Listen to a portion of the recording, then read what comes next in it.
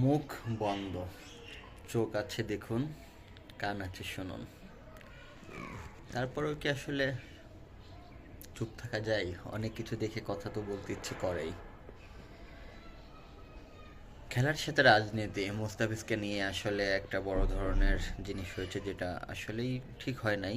তাকে যদি আইপিএলে টোটালি দেখা গেছে যে নিলামে না তুলতো না, কিন্তু তাহলে একটা, কিন্তু কেনার পরে তাকে একটা দলে টিম সিলেকশনে তাকে নিল, নেওয়ার পরে এখন যেটা করলো ভারত, এটা অবশ্যই খারাপ। কিন্তু এটা নিয়ে আমরা অনেক সমালোচনা করতেছি। আবার অনেকেই বলতেছেন খেলার সাথে রাজনীতি। তো আসলে খেলার সাথে রাজনীতি আমাদের নিজেদের দেশে সাকিব আল হাসানকে নিয়ে দেখেন।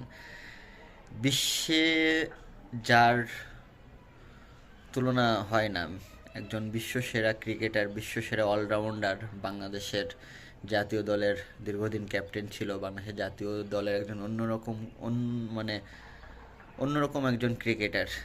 রাজনীতির একটা ইসের জন্য তাকে আমরা জাতীয় দল থেকে বের করলাম, জাতীয় দলের ক্রিকেট থেকে তাকে সমস্ত ধরনের খেলা থেকে নিষিদ্ধ করলাম, শুধুমাত্র দেশীয় একটা রাজনীতি, একটা দল সাপোর্ট করার জন্য।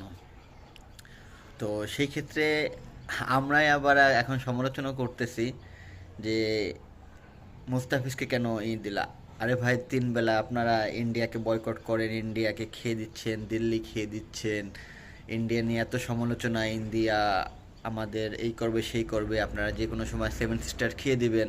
তো এত কিছু করার পরেও আপনার দেশের ক্রিকেটারকে নিয়ে যখনই তারা রাজনীতির সাথে সম্পৃক্ত করে তাকে বাদ দিছে, এখন সেটা নিয়ে সমালোচনা করতেছেন।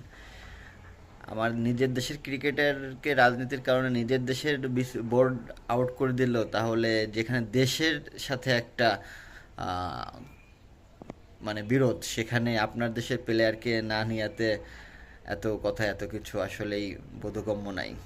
বলতে ইচ্ছে করে না, কিন্তু না বলেও থাকতে পারি না।